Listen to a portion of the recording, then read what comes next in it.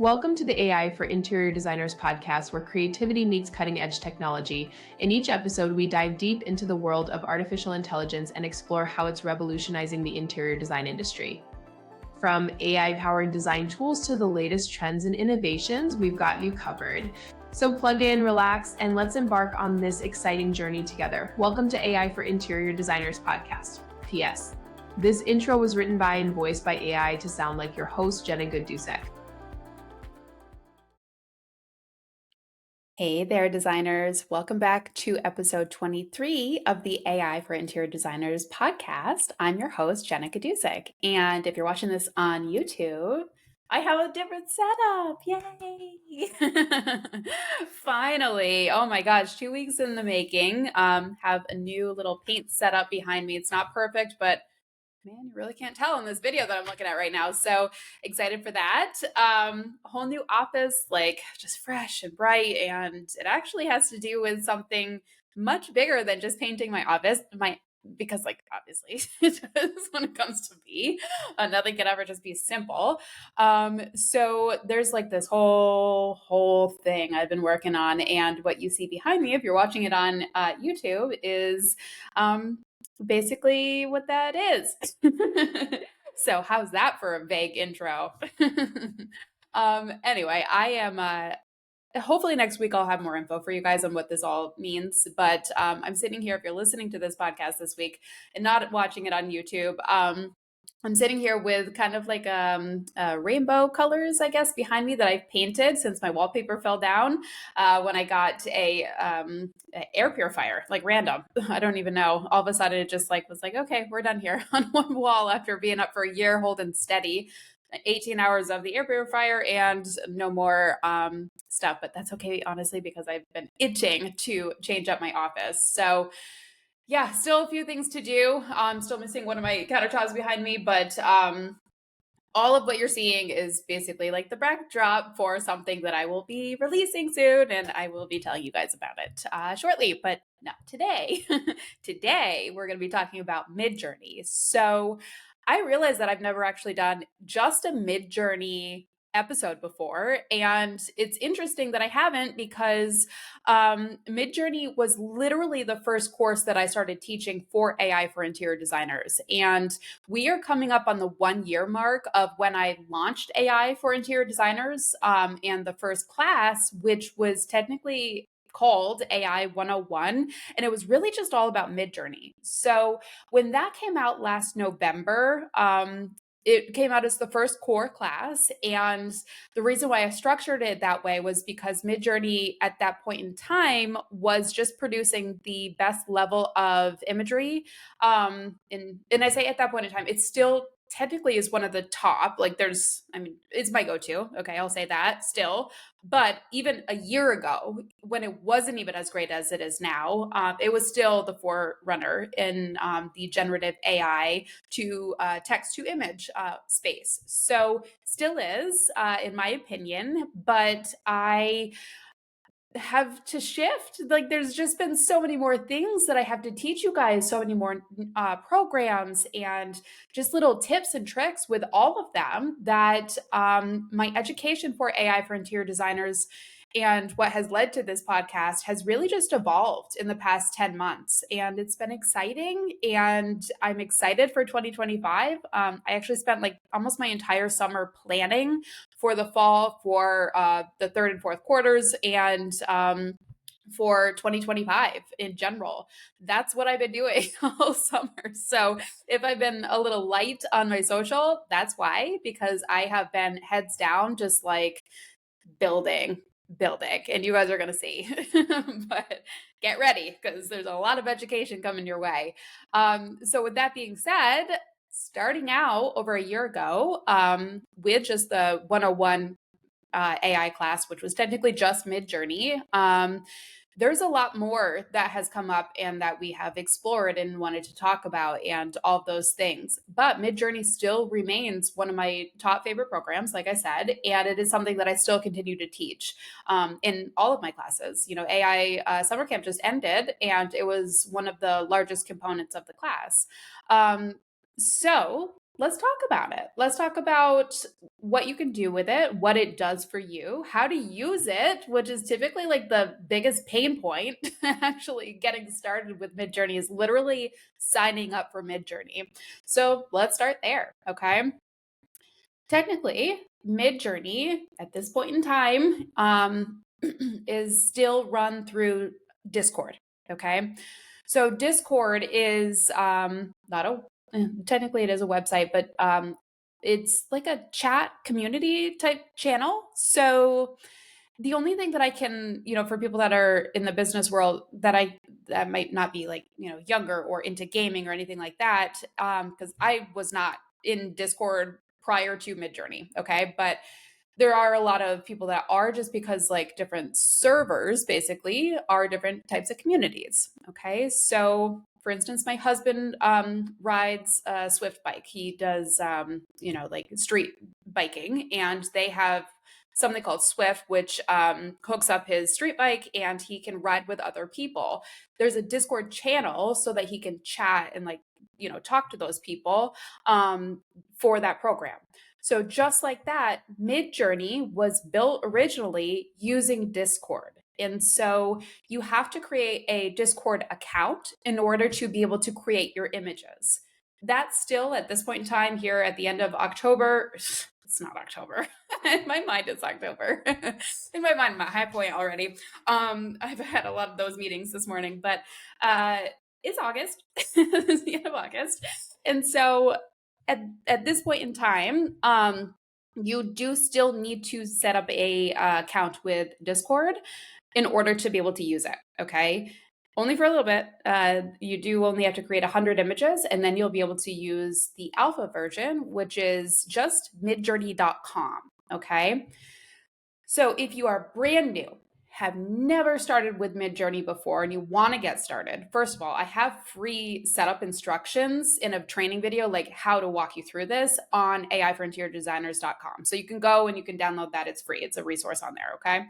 And I'll link it in the notes. The thing that you need to do is set up your Discord server, and then you need to go to midjourney.com and you need to just create an account. Okay. They should be the same emails too. So when you do that, technically, like, you have to activate your subscription in midjourney.com. It's not free, though. I think over a year ago, they did start out with a free trial, and then, just use case, they're charging for it.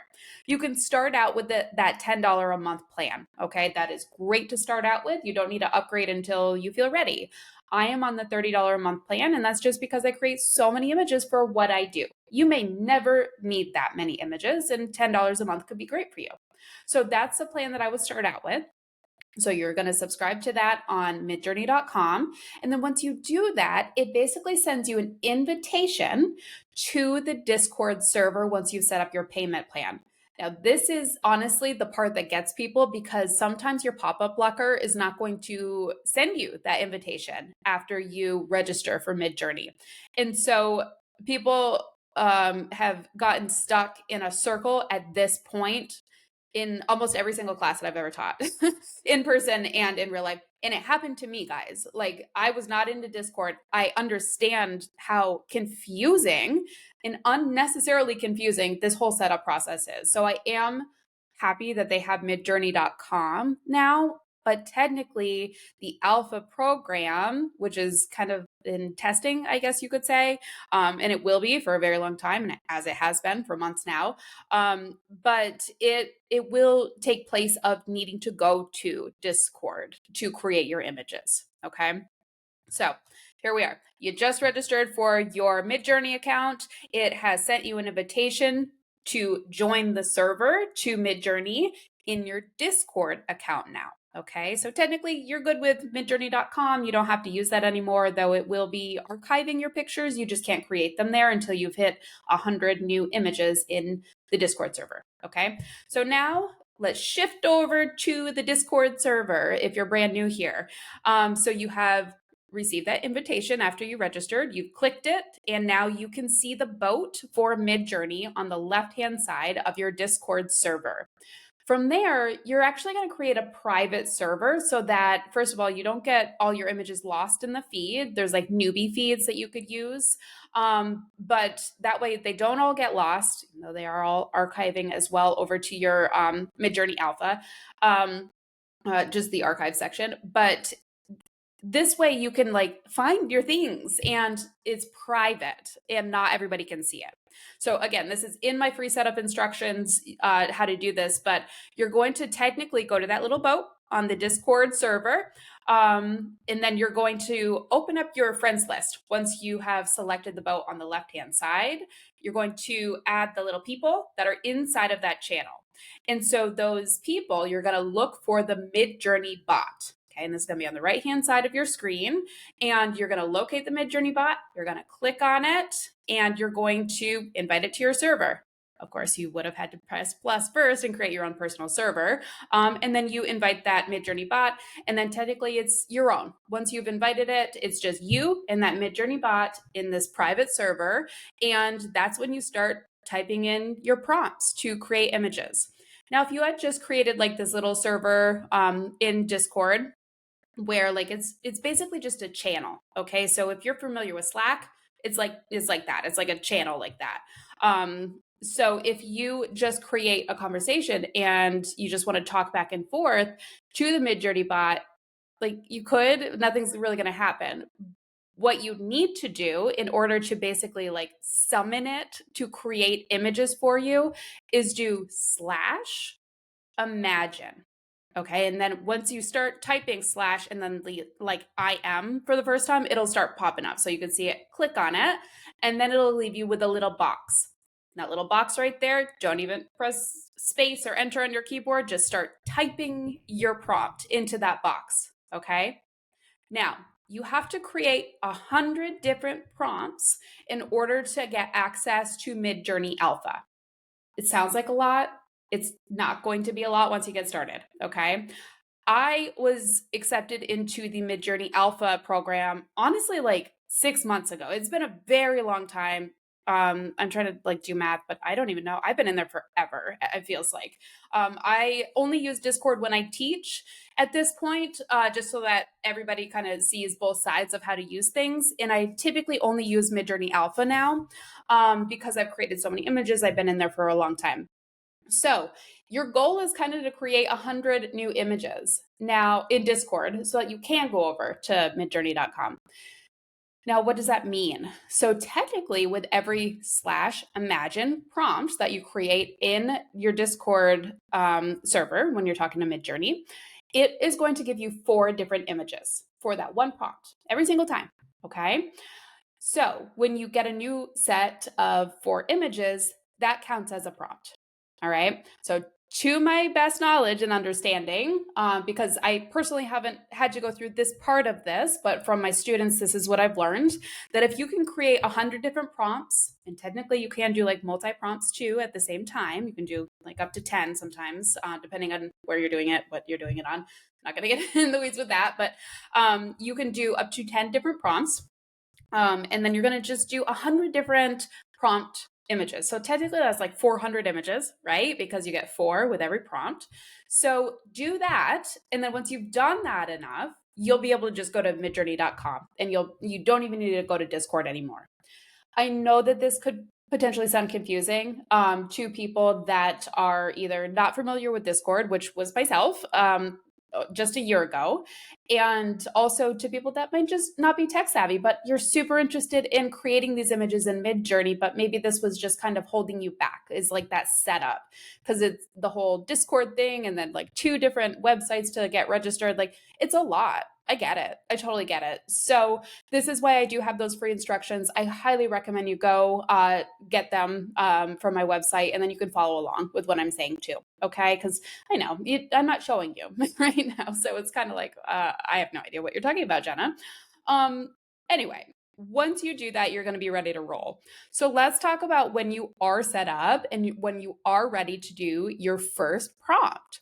So There's been a lot out there as far as like, well, you need it to be super hyper detailed. You need to have this information. It needs to sound like this. It can't be in this format, etc. I mean, the list goes on and on where everybody's like, I have the best prompting method. And honestly, that's it's BS.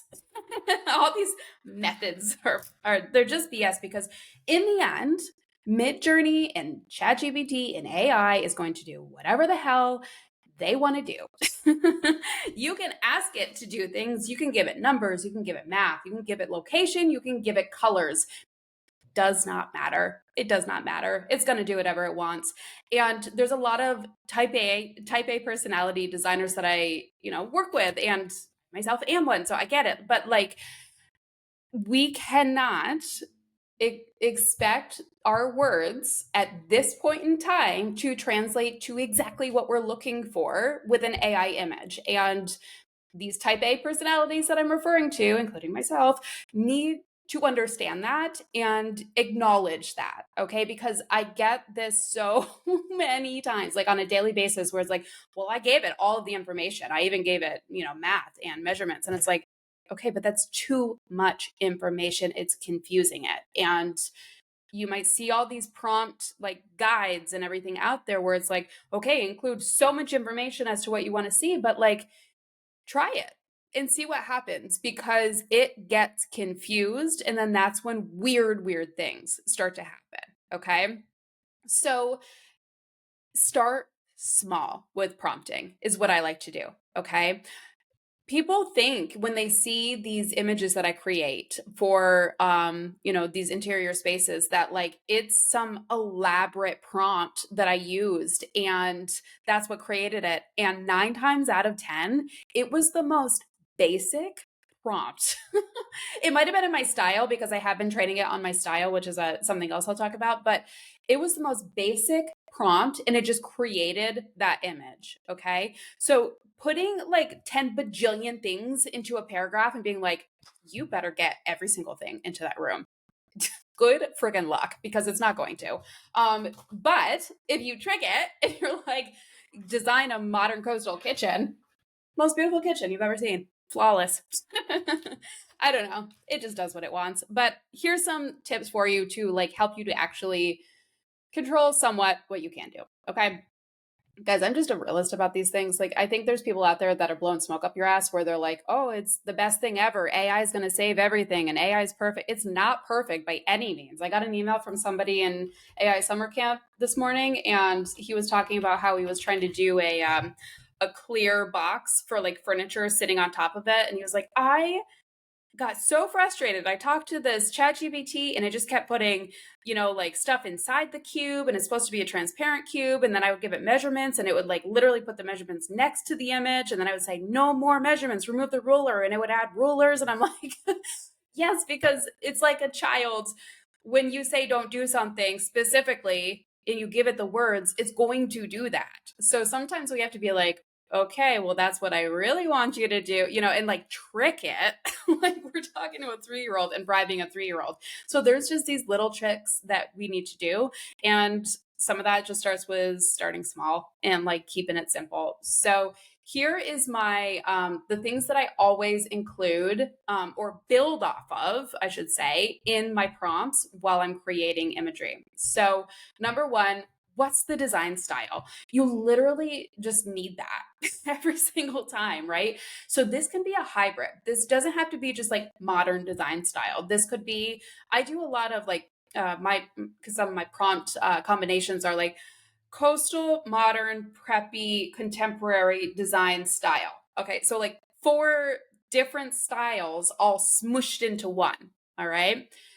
Also, if you aren't sure what a specific style might be or how ChatGPT or Midjourney interprets a style that you're trying to convey, what you might consider doing is taking an image that's inspirational or one that you've done or a design board or something like that, put that image into ChatGPT.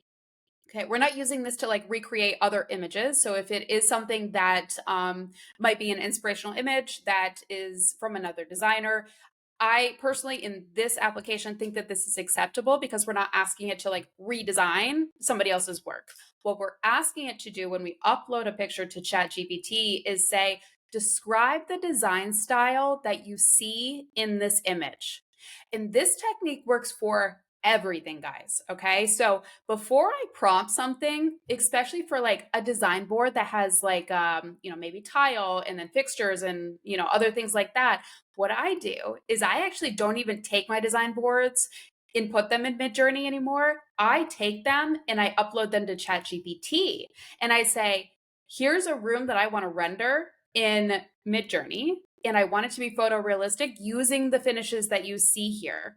If there's any other information, I would give it to it. But like I said, does not understand math, does not understand scale or measurement. So good luck. Like you can try it, but don't hold your breath. Okay.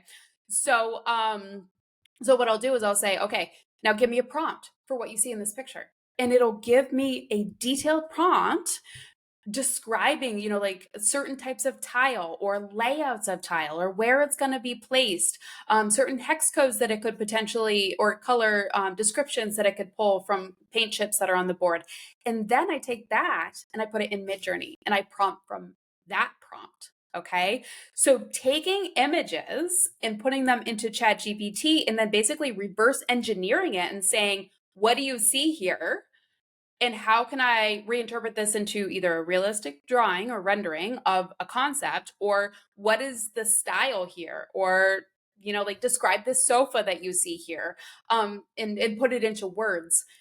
That is an incredible use case for ChatGPT. Okay. Let it break down your images and tell you what it sees. The amount of use cases for that alone it's amazing. I mean, you could do that for text. You could extract text from images. You could do that for so many different things, but it reads imagery like a book and then interprets it into letters, if that makes sense, or words. So that is a great use case for ChatGPT. Upload the picture, get the words, get the prompts, just tell it to prompt for you. So starting out, um, there are certain components, right? Going back to that. Style is one of them. So if you know your style, put your style in there. So you'll say something like, I'm design A, and then we'll say contemporary, preppy, coastal, and then where are we designing? Say the space. Okay, so kitchen. All right, so whatever space it is, just say kitchen. In my experience, saying it's an open concept with a kitchen, a living room, and a dining room is a lot.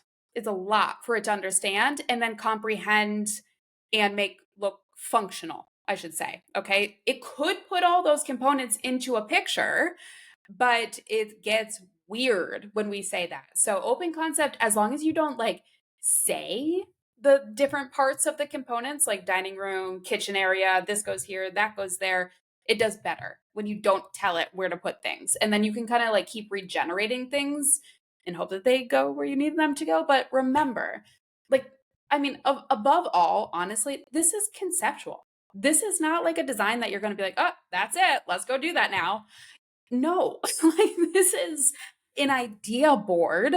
So if you have something that populates in one of your designs, and maybe you were looking for that full open concept space, but like you got this killer kitchen design, it might be weird off to the side because it tried to put like a weird breakfast nook or whatever. Just crop that out. Crop it out. If the kitchen looks great and it's a style or a concept or a design that you want to convey to your client to say, hey, what do you think about this color combination or the way that this countertop, like waterfalls on this island, or the length of the island, or how many seats you can fit here, whatever it is, the AI image does not have to be perfect. And I think that a lot of designers need to let that go because we're not here for perfection. None of this is perfection. Are your sketches perfection when you're doing those as conceptual ideas to give to a client before you get to the next step? No.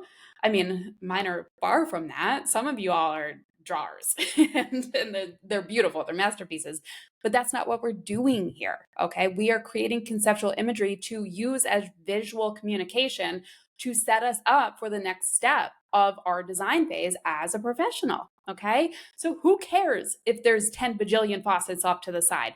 We're not looking at that side. We're looking at this color combination between the backsplash, the hardware, and the countertop and the flooring. And we love that. And that is all we care about. Okay. So let it go, guys. Like, let it go for some of these things. Like, I love you all, but some of you are very high strung people and you cannot get everything you want with Midjourney. And I have to be the one to tell you that because nobody else is apparently doing that. So I'm going to just break that ice for you and just make sure that you know it's not perfect. You got to roll with it. All right. It is what it is. It is literally like less than 2 years old. We're getting better every day. Okay, so we have the design, we have the space. Now, fixtures and finishes are another one that you can include. So, like if you have certain colors, finishes, tiles, all that stuff, you can mention all of that. You can put all that stuff in there. The more you do, the more it could get confused potentially, but add and then remove, or start small and add one thing and then continue to add to your prompt later after you run them and see that it's understanding. Okay. We can also just kind of convey like the mood, the overall functionality, different things that we want to see in the space. So just different accents, different attributes that we want to include. This is where you would add those and detail those. Again, uploading that picture or inspirational images, or just saying, "Here's what I have in my mind," and I cannot, for the life of me, get the imagery for what I'm typing in Midjourney. How do I say this in a different way? I've had to do that numerous times in ChatGPT. So what I do is actually open up the app in ChatGPT. I have a conversation with it because at this point I'm frustrated that like I can't get anything to come up. And this doesn't happen often because I have these other tips. But when I do that, I'll bring up the app and I'll say, this is what I'm trying to achieve, or I'll upload that picture and then I'll be like, what do I prompt? What am I supposed to be saying here with my words to get those pictures to come out of the computer? So that's what we need to figure out, right? Is like the happy medium for these AI models to say it's not too much information, it's not too little information. It's going to give us a visual that we can work with for our concept. Okay. Going back to the imperfect part of this, if you are watching this on YouTube, you see the colors behind me, you see the arch behind me. I also shared on my Instagram the concepts, or a few of the many concepts that I created to try and use, first of all, to create the color palette. So creating different color palettes and combinations. Secondly, to create the arches and like describe, these bookshelf things that I was building behind me, and then like how those would lay out, and then how like the desk fits in the middle of the room. Interestingly enough, so I did all these, I got all the wall paints and everything, and then I came up with something on my own, which was totally not what the AI had come up with. But without the AI, I would not have come up with these concepts. Okay. I could have scoured Pinterest for literally days to try and find these things. Or I could have put it into Midjourney and I could have just came up with the images that I was looking for. Okay. Now, with that being said, the winners of the concepts that I was putting together, finding the words to describe what was behind me with, this black countertop that I'm installing, and then this white like cabinet thing, which is very, I mean, I don't want to say custom because it's obviously not, but it's I got like different knobs from Top Knobs, and like just so I could show different things on it, and then like different doors, and there's just a lot going on. Okay, so I had to describe all of this. So I actually used a different program because Midjourney was just not getting the like after images that I was looking for this type of concept in my office. It was giving me just like color blocking and paint arch options, which were really great and led me to be where I'm at right now with this. But it was not creating images that like literally looked like my space. So I took the same prompts that I was using in Midjourney and I put them in this other program that is called Visual Electric. And this has become one of my new favorite programs. And that's why I said earlier, I still love Midjourney, but sometimes this Visual Electric program, and I have to have them on, but this program created quite literally almost exactly my office, almost exactly down to like what I described for the table. Same words as Midjourney, but it actually created something that was like almost identical. I won't say identical, we'll say like 75% to what's actually in my office using the exact same words. Okay. So if you're wondering, like, well, I thought Midjourney was the best, here's how I personally see it at this point in time. Dolly does some really great things at this point, okay? Like it's definitely come a long way. It does get cluttered. It does take the things that you say as a negative and say, okay, I'm going to definitely do that. And then like roll with that and really like add everything that you didn't want to the image. But generally, the images are not bad. It creates pretty good images. Dolly, which if you're not already familiar, Dolly is part of ChatGPT Plus. I think it's also on free now too, within the last 2 weeks. But I don't know what the full capabilities are on the free. But ChatGPT Plus includes Dolly, which is basically what creates the images when you're having a chat conversation in ChatGPT. So Dolly is great for creating ideas, creating images. They get weird quickly. It has a lot of like I don't know, glowiness to them, not super realistic, a little extra cluttered. In general, not bad though. What Dolly in imagery in ChatGPT is great for is giving you prompts. So, like, if you asked it, like I said earlier, to give you a prompt, it will do that. And that's just ChatGPT. But if you create an image in your chat thread with ChatGPT using Dolly, and it creates that picture for you. So let's say it's a conceptual design board, creates that design board. You can click that design board in ChatGPT/Dolly, and it will give you an eye. And I'm doing, I want to say that's going to be what you see from a desktop computer because I think on your phone it's in a different place.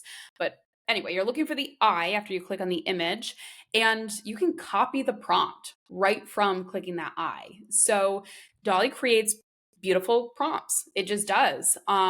And so you can take the prompt and then put that into Midjourney, put that into any other program, like this Visual Electric that I was talking about, and then do comparisons. I don't ever just prompt in one program. I don't ever. I don't. I don't do that for writing. So I don't do that for blog posts. I don't do that for like running ideas through things.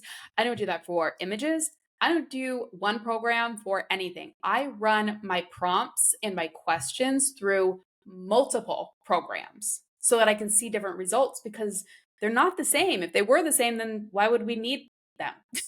They're all different. So they all interpret things and use the words in different ways because of their back-end settings, like they've just been configured differently. So what I can create in, Visual Electric versus what I can create in Midjourney, it's very different. Also very good. Like both of them are just very good and very like elevated compared to what you see in some of these other programs. I've used so many. I've used so many because there's so many out there. These are just the top ones that I wanted to talk about today. But I mean, Google's got stuff. You've got Perplexity calls for their on Pro account calls Playground for their AI images. Everything has it. Like everything has something built in, and if they don't have it built in, they're probably calling Dolly through API, which is basically like how you connect two softwares together is like a backend code that talks to each other. So a lot of these programs are also or models are using Dolly 3 to fuel their AI generative programs. So they're basically taking it from ChatGPT and putting it into their program, if that makes sense. So you're going to get a lot of the similar looking images with these other programs. So that's why I kind of just say like, if they built it themselves, Midjourney, and I don't know if they all built themselves or if they're all using the backend stuff. I'm not a software developer, but for something like this, they're just vastly different enough that I find the need to run these things through multiple programs because I like the differences that I see in the different programs and what their output is. Okay. So that is like just super high level, a few things that you should be including in your prompts when you're creating Midjourney prompts. Now, with Midjourney, you do get the 4 images, right? So you're going to get those 4 images with every prompt that you do. And like I said earlier, you can do multi prompts. I talk about all this in trainings, and there's some videos that I have on YouTube for multiple prompts. Not really something I can like describe right now.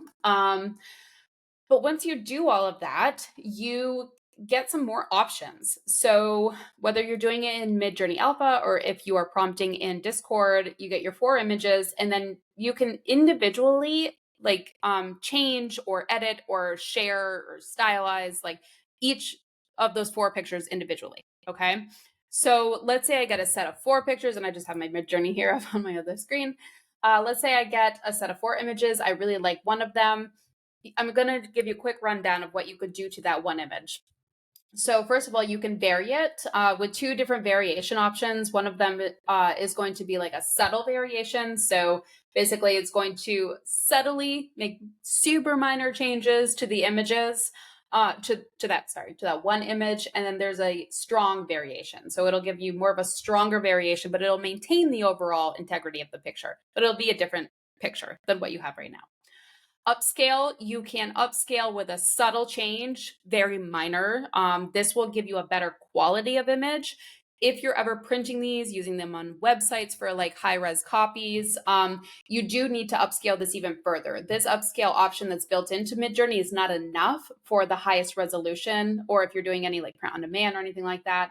I use Topaz AI for my AI generative image upscaler, just so you know, I've used that one for the past year, and I really love it.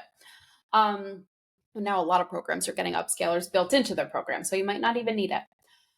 Okay, so we have subtle upscale, and then we have the creative upscale. So again, it'll creatively change a few things about that picture, but it'll upscale the pixel ratio on that image. The next thing that you could do to this picture is going to be a remix. So you can do a subtle remix where it just like does small fine-tuned changes. And these, you don't really control these. These are just kind of like, okay, that's, this is what it's going to be. You can, so when you click remix and you say subtle remix here for this image, it does ask you to like reprompt the image, and then it gives you the picture that you're working with. It puts it up in the prompt in Midjourney Alpha, and it uses it as like the style reference. And then you can change parts of your prompt for that image. And it'll give you like a new version of it, basically. So you can do that with a subtle remix variation or a strong remix variation. When you do something that basically changes your prompt, it gives you 4 new images. Now, if you had just upscaled it or done the variation of that one picture, it's only going to give you 1, because it did like an edit basically to that image and not a full set of new images, which would, if it was the 4 set of images, would have counted for your 100 to get that threshold in Midjourney. Discord Midjourney. Okay, so other options that you have would be like zoom out. So you can zoom out 1.5 times, you can zoom out 2 times. And then if you wanted to do a directional zoom out where like you pan to the left, you pan to the right, you see more up or you see more down when you're backing up, you do have that option too, both Discord and Midjourney.com. You can rerun just the prompt. You can use the editor, which is basically like in painting. And Dolly also has this, where if you love the image, but like maybe there's just some weirdness in one area or something that you wanted to see done a little bit differently, all you would have to do is do the editor on here. And they changed the name of that recently. That was not editor before. I think it was repaint. So anyway, you can just select and highlight like that one area, and then type in something else to say change, whatever to what you want to see there. Or sometimes if there's like a flaw in the image and I do the in paint and I just kind of highlight over it, I don't type in anything else into that reprompt, and I just let it ride. And sometimes like if it's an extra sconce or something that was in there, it'll just remove it. Because sometimes when you say remove the sconce, it adds 50 more sconces. So I just ignore it. And a lot of the time, if I need something removed and not replaced from this image, it will just take it out and just like fill it in right there.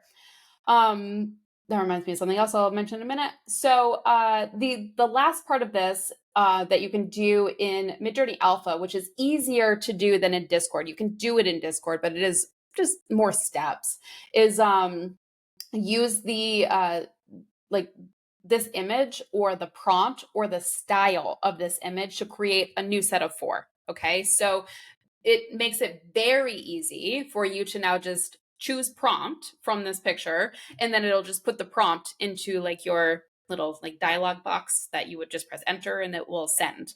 So it'll just post it to your box from this picture, or it'll grab the style of this image, and then you could grab the style of this picture and then reprompt it using whatever you want to see within that style. So it's not going to take the same image, but it'll take like the colors and the vibe and, just overall.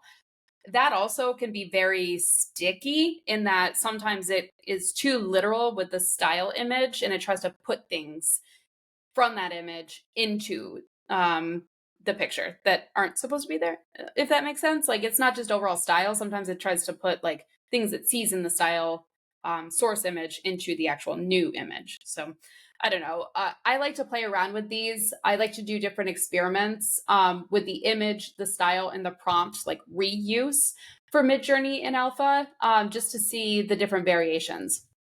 Something else you can do is train your model in Midjourney Alpha to be able to like learn your style a little bit more. You like learn your color palettes that you use more. And a lot of that training is just like going through, there's a task list in here, and you can go through and choose A/B images, which is technically training your model to learn what you like in your imagery. So there's that's training my model. And then I also have like personalization in here that it builds based off of my preferences. And when I use a heart on some of these pictures too, it's also remembering, things that I've liked. So that when I go to create a prompt in Midjourney Alpha, under the settings, I can either toggle on or off my personalization setting, meaning that it's either going to take my previous likes and choices that I've said that I do like from the imagery in Midjourney, and it's going to take those and kind of apply those styles and overall aesthetic to the new images. Or I can turn off my personalization mode when I go to prompt, and then it's just like kind of raw. It's like whatever the interpretation of that prompt is without my style influence on it. So I do both. I run both of them. Yeah, and I mean, sometimes I'll play with the stylization aesthetics on here, the weirdness, and I said that weird aesthetic on here, and then the variety. So there's a lot of, I mean, they're simple. They're actually very easy and user friendly in Midjourney Alpha to use now, which is beautiful. But there's a lot you can do. I mean, you could resize your aspect ratio. You could set your aspect ratio from the beginning so it's not a square. You could do portrait, landscape, all those things. I mean, you can set photography settings. We didn't even talk about the more detailed things. I do have an ultimate prompt guide that I use in a lot of my trainings. You could purchase it just on the website. Like I said in the beginning of this, it's not rocket science. Like it doesn't need to be this whole confusing prompt, because in the end, a lot of the time, that's when we get weird images, when you over prompt and there's too many things in there, or it's not in the right like format that it needs to basically like create that image. It's interesting when you can like write a whole paragraph over something that you want to see, and you move a few sentences in the operation, like you put the island blue to like a different location and do a comma versus a period. Like that changes prompt sometimes. That changes how it interprets your prompt sometimes. So literally, if you walk away with anything from today, it's that you start with a base prompt and you start simple. Okay. Don't get crazy with it from the get go. Figure out what you're trying to make first. Okay. Figure out the style, make sure that it's understanding your words.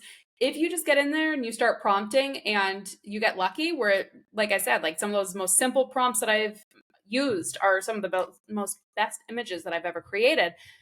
But if you get in there and you're like, I don't have the words for this, that is where either my ultimate prompt guide comes into play, because it's not just like, here's how you create a prompt. I just told you how to create a prompt. It is lists, it's 48 pages of words for you. So it's like, what type of room specific features could I potentially even put in this, like, here's one. Glass shower enclosure, rain shower head, those types of details. That's what my prompt guide has, is like just words, because I was sitting down and creating these prompts when I first started with this, and I could not find all of the words to describe the images or the ideas that I had in my mind. So that's why I made this ultimate prompt guide. I have it in the Midjourney class, and it's also available just on the site. Okay. So that's as a reference tool for you. But if you walk away from this class, just know that you can use ChatGPT to reverse engineer prompts using images or your own words to make them better. Okay, you're not on your own in Midjourney to create prompts. You have tools, other AI tools that can help you to find the words that will create the images in a better way than maybe what your words are doing. Because we've all been through it. I go through it constantly. It is just like it's walking a fine line of like, what should I say? What word should I use? And then it's a lot of testing. Like, you just have to say, okay, I'm going to try this prompt with personalize on. I'm going to try it without my personalized setting on. I'm going to try this with raw setting on. I'm going to try this one with a standard setting on. I'm going to run this prompt through Dolly. I'm going to run this prompt through Visual Electric. It sounds like a lot to do, right? I get that. I can hear myself saying it, but oh my gosh, it's so much fun. It is so much fun to create these images, especially in Midjourney, when like they literally are taking shape before your eyes, because they like come in and they fine tune themselves. So like it starts out cloudy, and then it like is just like this, wow, oh my God, amazing image. And, like less than a minute. So the experience of like creating these images is addicting, and it's fun, and it's inspirational, which is why we're creating them in the first place, to then build off of the creativity using our own built-in creativity as designers. But this is a starting point. Okay. So that was like so much information about getting started with Midjourney. Guys, that's just the tip of the iceberg. Like, there is so much more that we could be talking about. So, as I said, this little thing behind me today is basically an intro to what is coming, and I'm excited about it. It's something that I've been building all summer and programming, and I am excited to tell you guys about it very, very soon. So in the meantime, dabble with Midjourney. Go get my free instructions on how to like get it all set up, because I know it could be confusing in the beginning. But very soon, I will have a very, very cool announcement. So you guys can continue learning AI and like all of the AI, like all of the things, but in a way that is manageable and bite size. Okay. I think I'm going to leave it there. Yeah, I'm going to leave it there for tonight. Thanks for listening to today's episode of the AI for Interior Designers podcast. Don't forget to subscribe to this channel and tune in next week for more AI tips for your design business. See you next time.